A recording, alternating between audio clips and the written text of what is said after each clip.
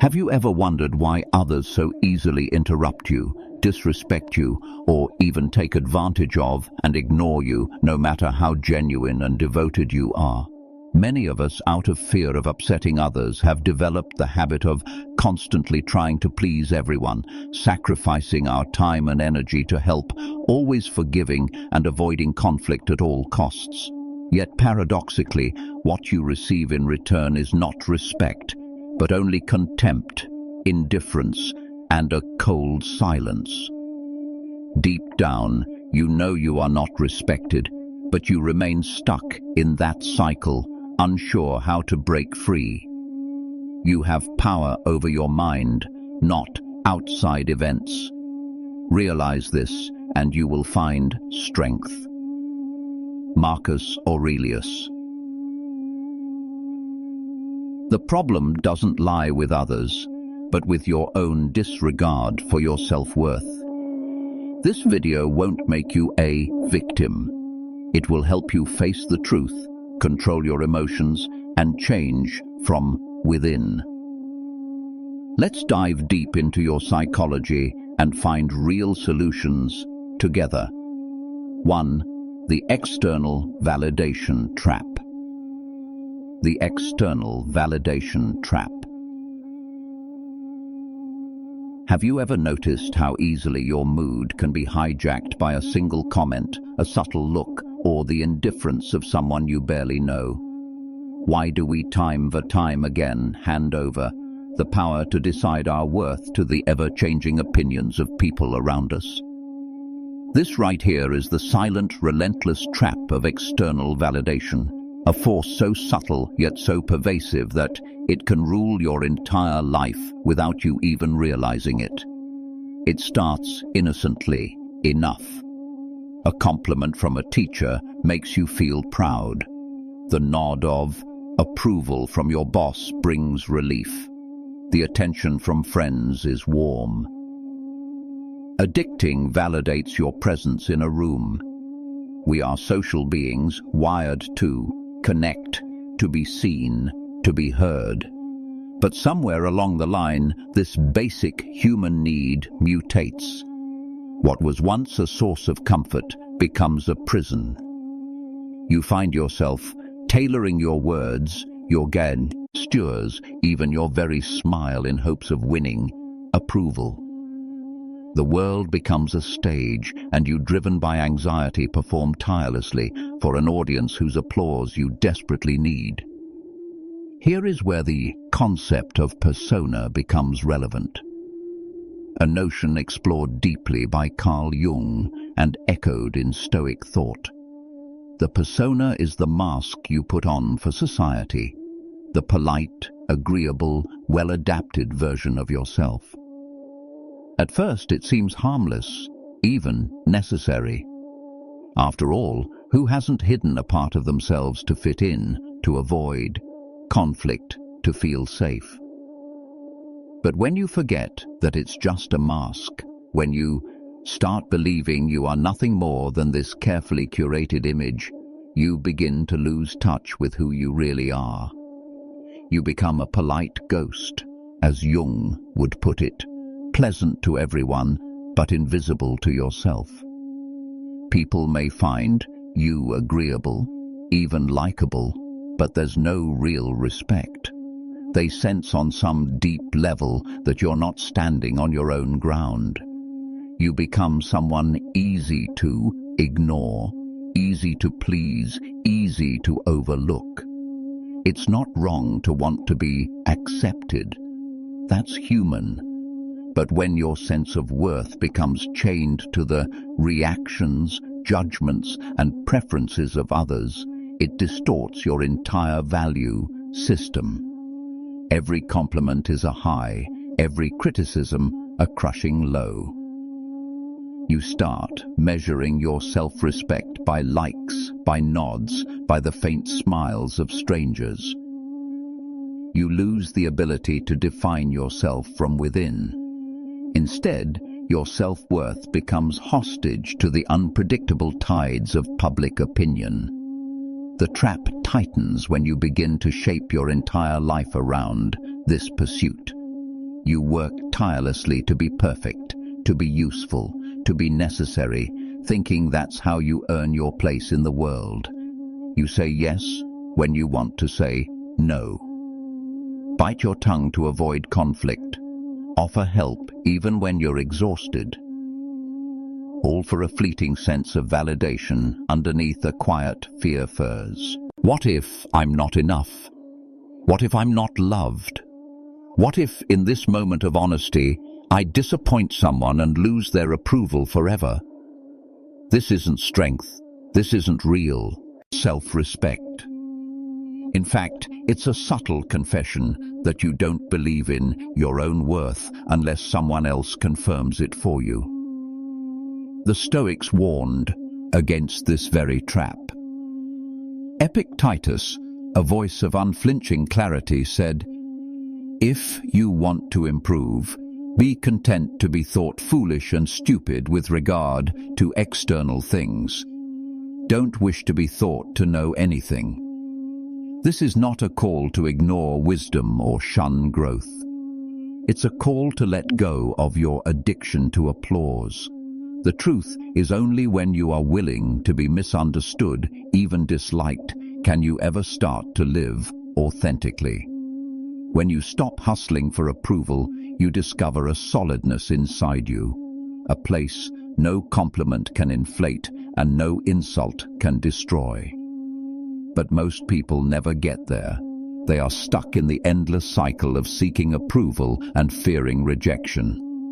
The result: chronic anxiety, self-doubt, a life spent in the waiting room of other people's opinions. The more you try to make everyone happy, the less anyone actually respects you, including yourself. Why? Because respect is never given to someone who pleads for it. Respect is a byproduct of self-assurance. The more you stand in your truth, even if it makes you unpopular, the more magnetic, more authentic, and more powerful you become. There's a harsh truth we must all face. You do not need to earn respect from others. The only respect that matters is the kind you build piece by piece with yourself. When you respect yourself, when you protect your time, your boundaries, your values, the world simply adjusts its gaze. The opinions of others stop being a threat and become nothing more than reflections, sometimes flattering, sometimes distorting, but never definitive. Change, however, is never easy. It doesn't require a grand gesture. It starts with a single, often uncomfortable act, saying, "No, no, I will not betray myself just to fit in. No, I will not smile and nod when I want to speak my truth. No, I will not let my self-worth be dictated by someone who does not even know my heart." This simple act of setting a boundary, of honoring your own needs, is the beginning of true self-respect. It is paradoxically the hardest and most liberating step you will ever take. From there, everything changes. You become the author of your own story, no longer a supporting character in someone else's script. You show up not to perform, but to live fully, honestly, vulnerably. And when you do, you invite a different kind of respect. Not the cheap, fickle applause of the crowd, but the quiet, unwavering recognition that comes from standing tall, alone if necessary, but always true. So, if you find yourself caught in the external validation trap, pause. Ask yourself, whose approval am I really chasing? What part of me am I trading away just to belong? And most importantly, what would it feel like to finally stand on my own side? There is a way out. It begins with courage, with a small act of self-low. Because until you respect yourself, nobody else truly will. The mirror of the unconscious. 2. The mirror of the unconscious. Imagine yourself sitting quietly in a coffee shop. Maybe you're lost in your thoughts or letting the music wrap round your mind, not bothering anyone, not searching for attention. And suddenly, you feel a gaze. Someone across the room is looking at you, their eyes intent, almost searching. In that moment, something deep and unspoken rises between you. It has nothing to do with beauty or intellect or the stories you carry on your face. Why does this happen? Why can a stranger see something in you that even you may have forgotten exists? This moment, unexpected, almost magical, is the mirror of the unconscious. The world, in all its chaos and unpredictability, reflects back to us not just what we say or do, but the silent agreements, the hidden convictions we carry in our hearts. The world is not a neutral place. It is a brutal, honest, and sometimes compassionate reflection of our inner states.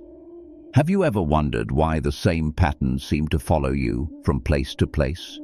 Why, no matter how hard you try to start over, some people continue to disrespect you, to cross your boundaries, to make you feel invisible? The truth is uncomfortable.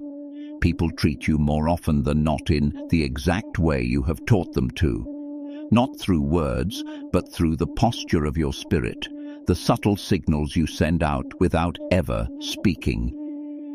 We all want to be respected.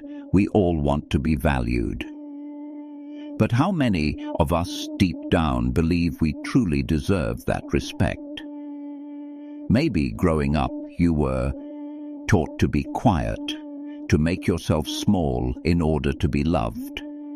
Maybe you learned that your needs must always come second, that to disagree or say no is selfish. These are not lessons taught openly. They are the silent contracts of childhood absorbed in the moments when you watched your parents' disappointment, when your own joy was met with silence, when pleasing others became safer than being yourself. And so you carry these invisible agreements into adulthood. You walk into new relationships, new jobs, new friendships, but something old travels with you. An old script written long ago. If I sacrifice enough, maybe I will be worthy.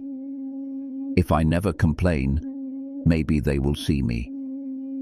You wonder why people take advantage of you, why they cross your lines, why your kindness is so often mistaken for weakness.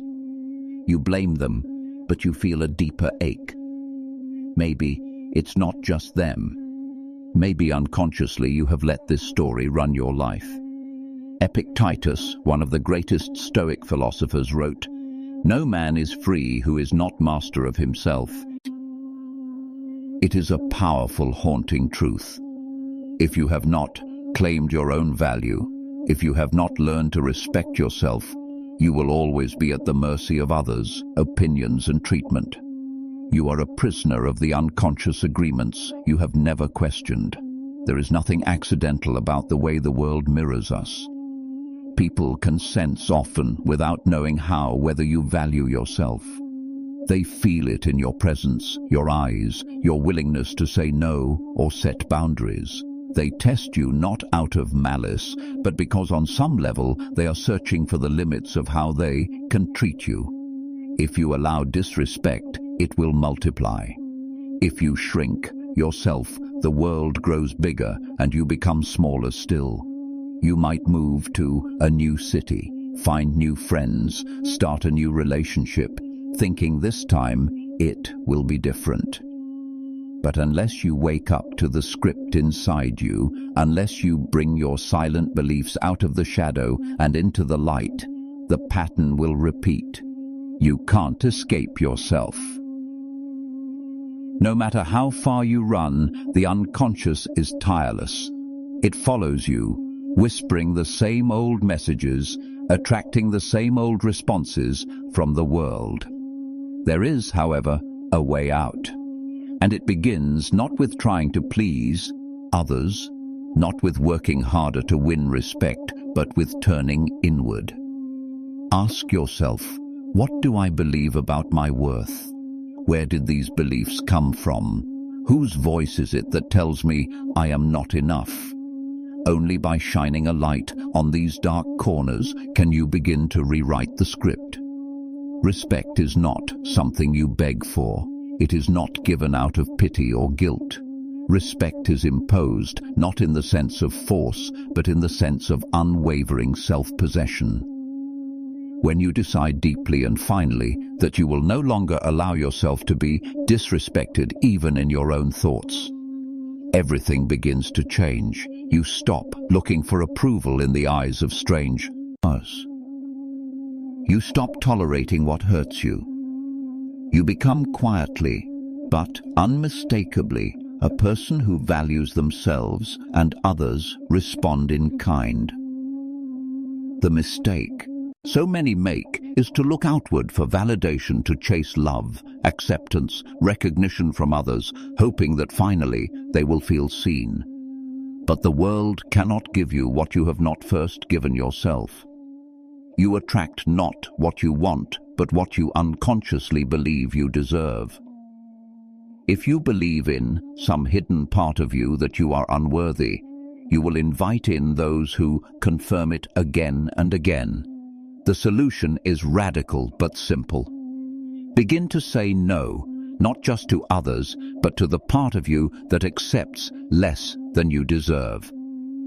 Begin to treat yourself with the same respect, patience, and love you so freely offer to others. Stop performing for approval. Stop betraying yourself for belonging. Choose yourself not out of arrogance, but out of a quiet recognition that you are enough exactly as you are, because the world is always watching, always listening, and until you respect yourself, nobody else will. But the moment you do, the moment you reclaim your worth, the mirror shifts and everything quietly starts to change. Shadow and submission. 3. Shadow and submission. There is a silent agreement that governs many of our lives. A contract written not in words but in the silent choices we make every day to remain small, invisible, agreeable. It's an agreement with our own shadow, the collection of all the emotions, desires, and traits we once learned to suppress in order to be loved, to be accepted, to be safe. And so quietly, we stay in relationships and environments that harm us. We tolerate words and actions that chip away at our spirit, choosing silence over self-respect. Not because we are weak, but because we were taught, often without a word, that our anger is dangerous, our boundaries are selfish, and our pain is unimportant. When you look closely, the real reason you remain in situations that bruise your soul is not simply bad luck or difficult people. It is much deeper than circumstance or the scars of the past. The root lies in the shadow. What Carl Jung named the dark, unaccepted parts of the self. As children, we are given an unspoken curriculum that good children do not say no, that to be angry is to be difficult, that to need is to be needy. Each time you were told to hide your tears, to smile through disappointment, or to be good when all you wanted was to be real. Another piece of your natural self was pushed down into shadow. Over time, you learn to survive by erasing your own edges, creating a version of yourself that is easy to like, impossible to truly know, and quietly resentful. The habit of submission is not an accident. It is the logical outcome of 1,000 moments where it felt safer to disappear than to be seen. The child who was punished for speaking up learns the high price of saying no. The one who was shamed for anger learns to hide it behind a pleasant mask. The child left alone too long learns to make themselves invisible so as not to be abandoned again. This is how the shadow grows, not as a monster, but as a silent undercurrent, shaping every word unsaid, every feeling swallowed, every boundary never drawn. And as you become an adult, You may find yourself praised for your tolerance, your adaptability, your easygoing nature, but you know, quietly, that it is not peace. You feel it is exhaustion. The consequences of living in the shadow's grip are subtle, yet profound. Shadow does not simply disappear because we ignore it.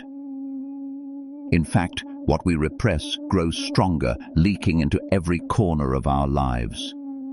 You find yourself unable to say enough when someone crosses your line. You keep the peace even when it costs you your sense of self. The same patterns repeat no matter where you go. New job, new friends, new city. There is always a moment when you are asked to choose your comfort or your dignity.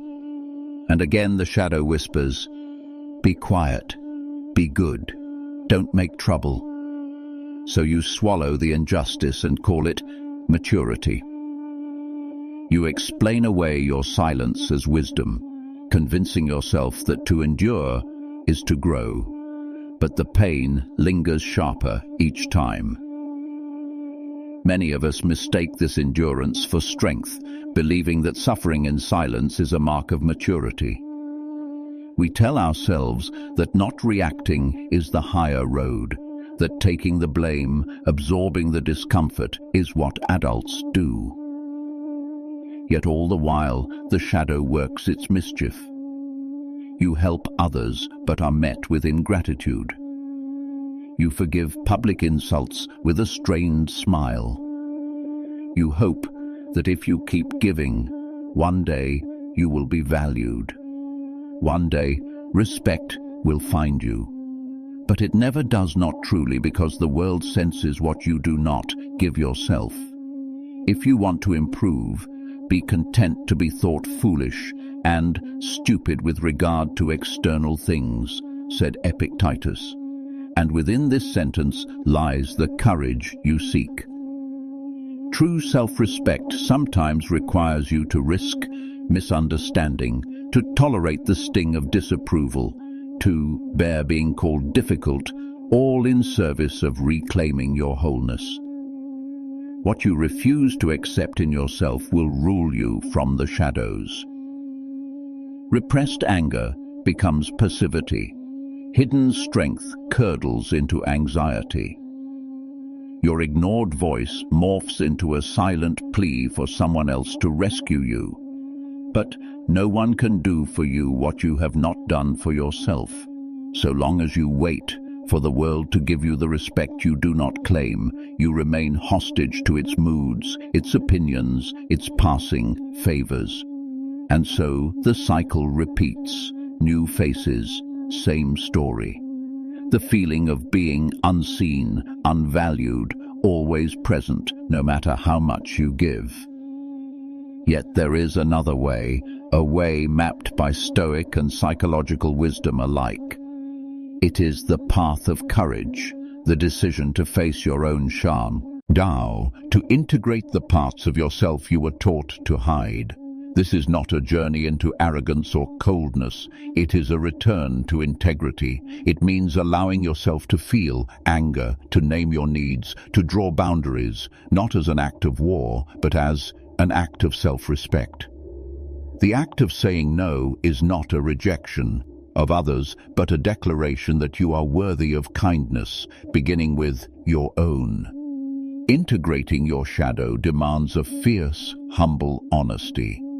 It asks you to see yourself fully, to reclaim the pieces you left behind, and to realize that real respect, yours and others, cannot be negotiated or begged for.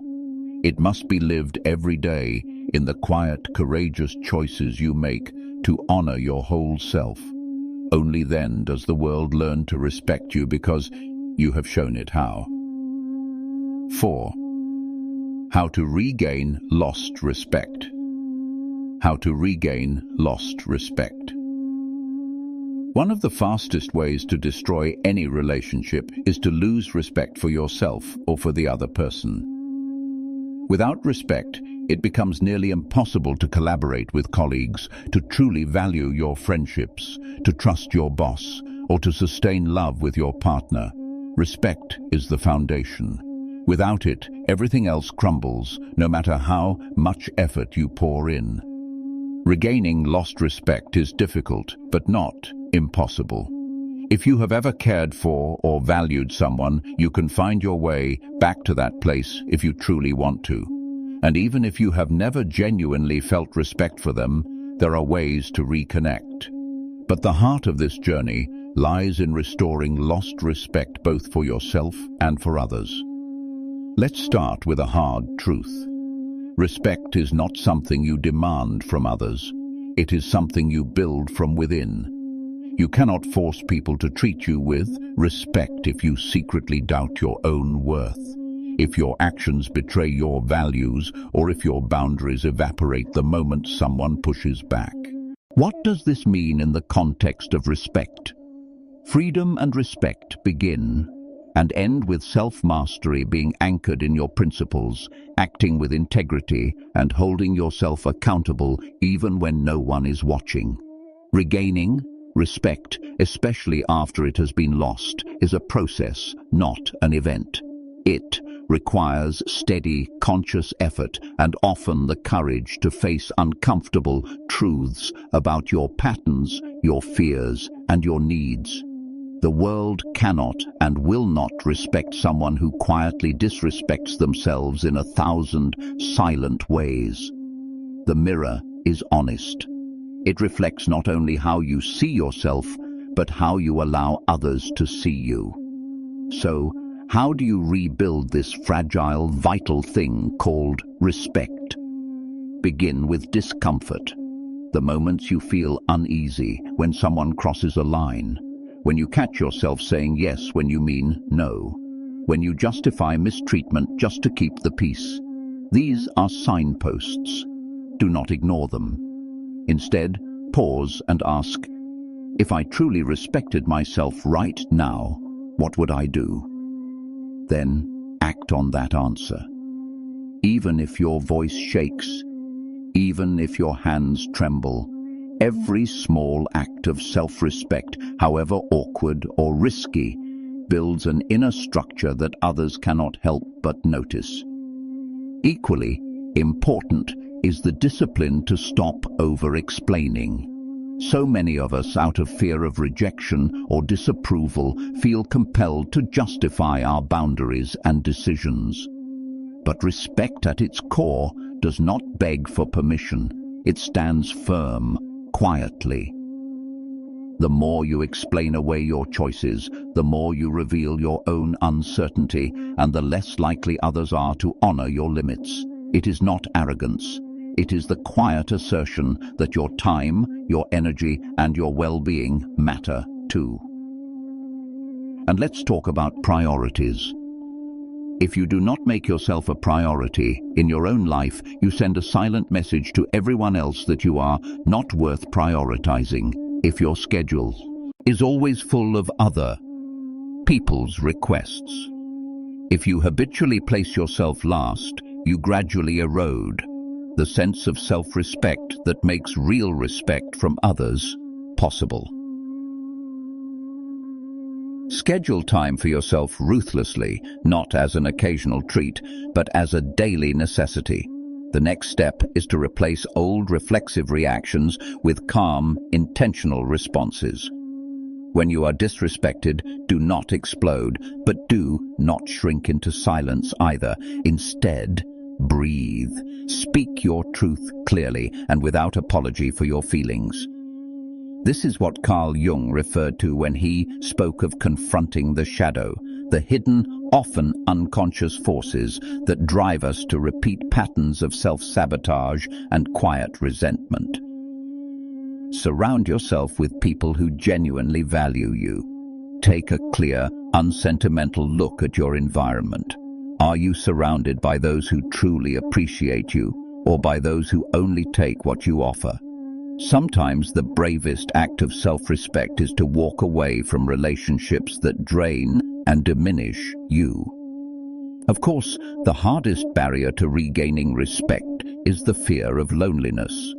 Many people stay in cycles of disrespect, whether in families, workplaces, or romantic relationships, because the pain of being alone seems worse than the pain of being unvalued.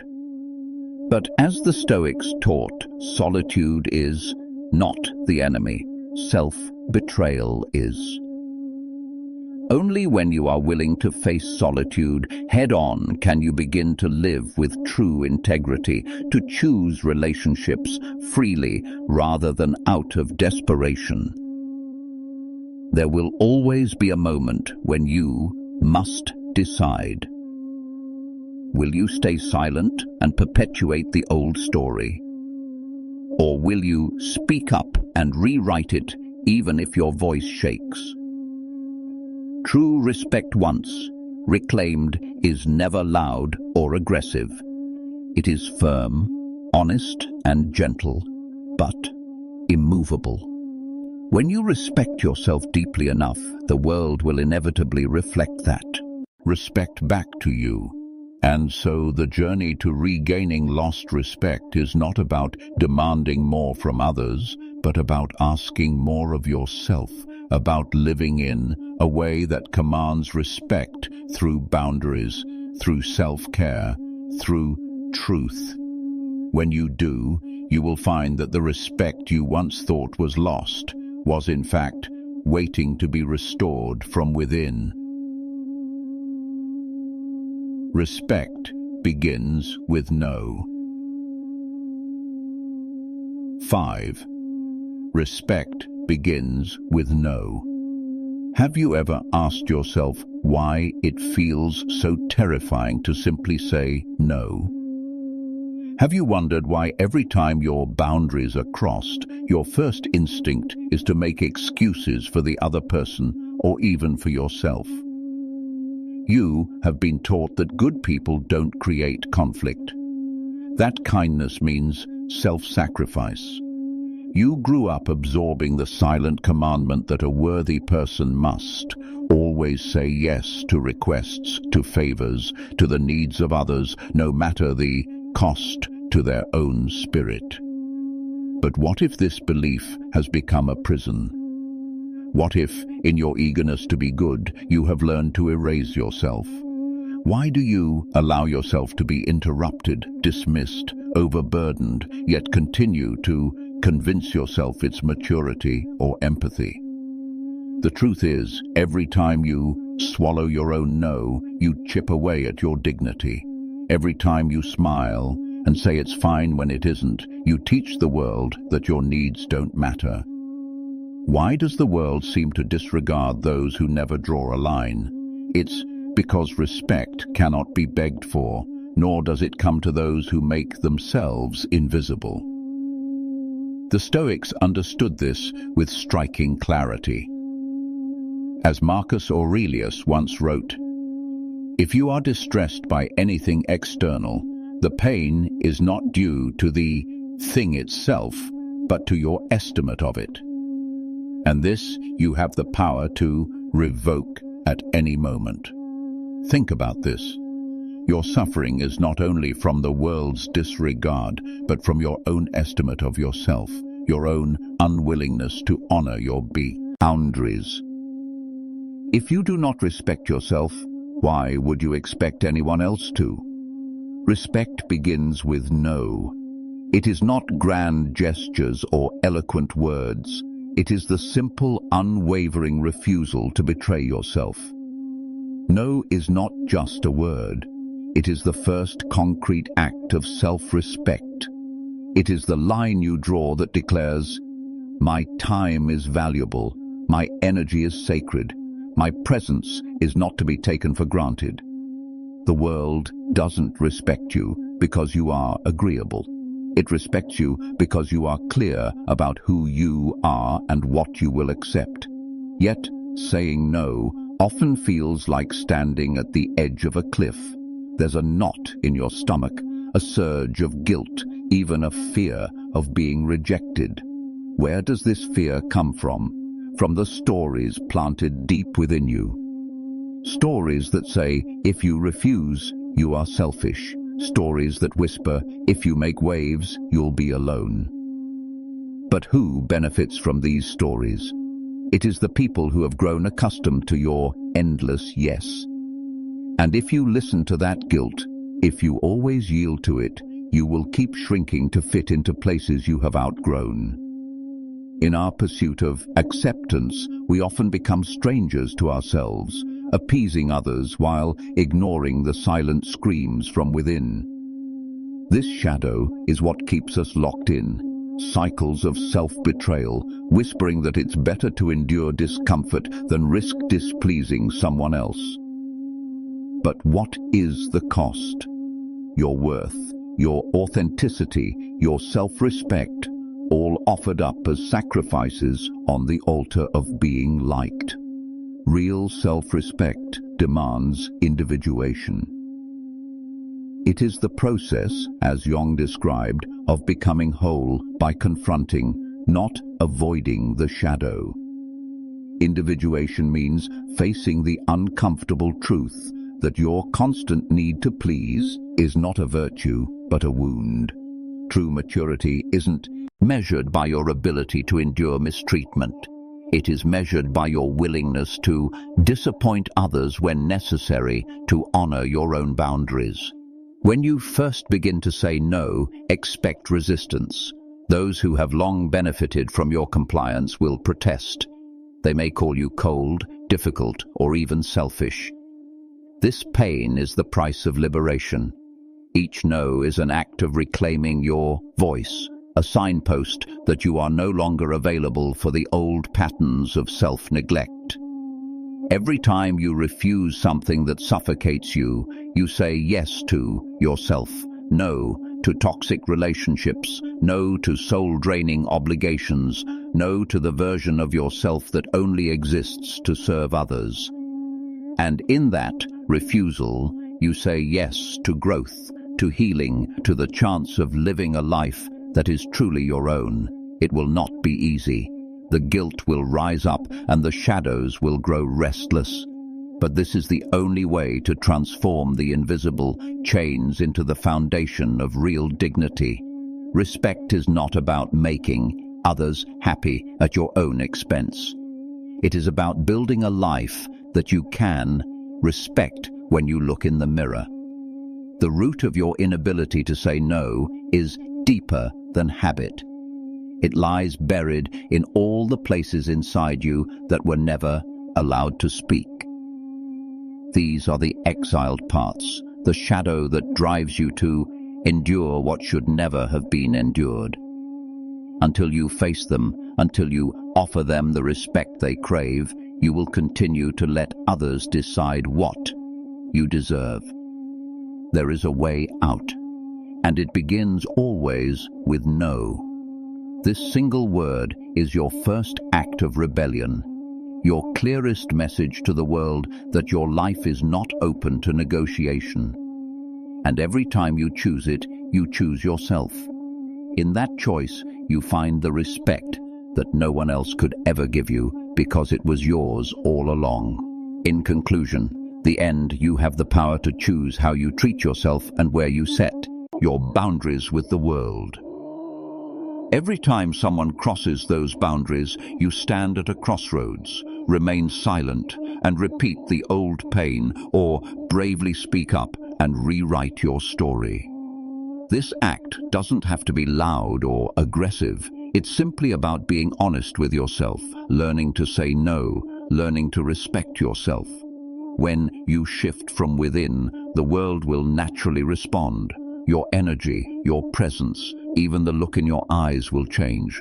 True respect is not something you can demand from others. It only appears when you truly value yourself. That's the starting point for all real change. If this video made you reflect, comment below. I choose to respect myself. Don't forget to like, share, and subscribe so you won't miss the next videos waiting for you. Your journey to reconnect with yourself has just begun. You are worthy of it.